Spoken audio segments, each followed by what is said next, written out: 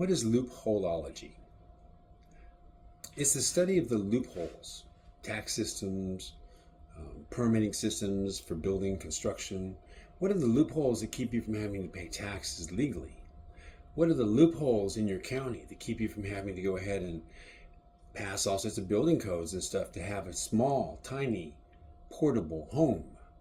In Texas, that's defined as under 400 square feet, not connected to the utility system, and not requiring you to go ahead and have a solid foundation so it can't be moved later like a slab. It has to be portable.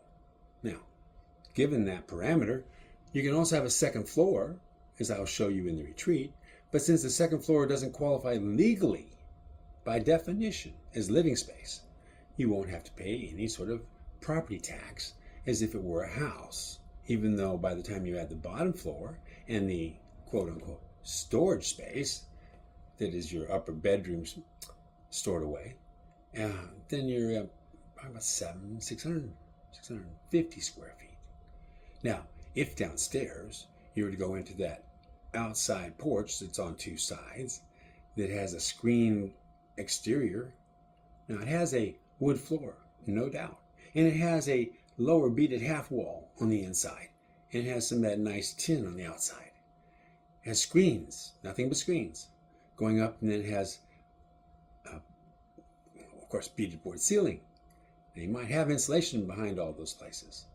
And when the taxman leaves, you just might find in my warehouse of 2,000 windows, one that coincidentally, a sash, that will fit behind that screen, and you will have the potential to have 824 square feet of home that is only classified as a 326 square foot portable building. For all intents and purposes, it has a 10-year depreciation lifespan. If you should use that for a bed and breakfast, you can then depreciate it as a business. You might make very little money on it, but that doesn't matter. You use it for a business. So it's that 10-year lifespan is depreciated to a depreciated pile of trash for all tax purposes. Unless you sell it, it has no more tax value. You can't write it off. And, if you happen to give it to your child, or if your child happens to make an income off of it and they're under 18, well, the child doesn't have to pay an income tax on their income till they're 18.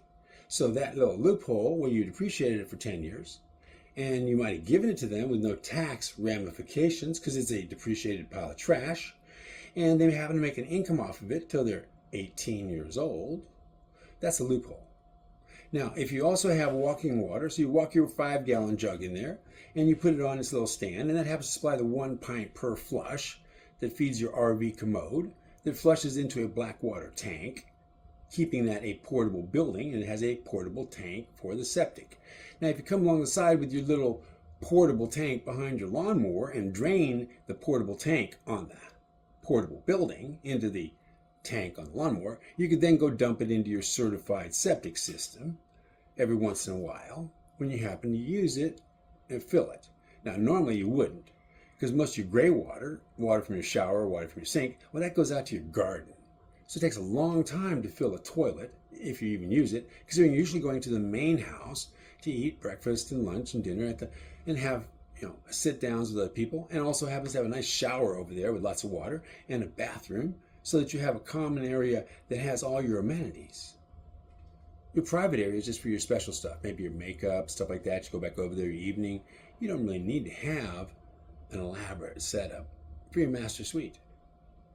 So, this is the thought.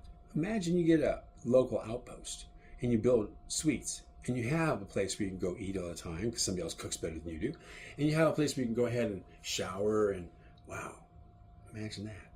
And imagine if you had a number of those little houses around that, so that everybody had their little space nice and private. They go over there and spend the weekend staying out of the way of everybody. I got my tea, my coffee for the weekend, got my eggs, got my bacon. Don't need to see y'all. Thank you very much. I want to be alone. That's a good world to live in. Now, I'm going to end this again because 5 minutes, that's all we got. 5 minutes. Imagine that.